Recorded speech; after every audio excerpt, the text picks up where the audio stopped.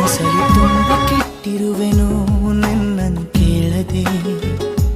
ರೆಕ್ಕೆಯ ನೀನೆ ಕಟ್ಟಿರಲು ಈ ಹೃದಯವು ಹಾರಿದೆ. ನನ್ನ ಕೌತುಕ ಒಂದೊಂದೇ ಹೇಳಬೇಕು, ಆಲಿಸುವಾಗ ನೋಡು ನನ್ನನ್ನೇ ಸಾಕು.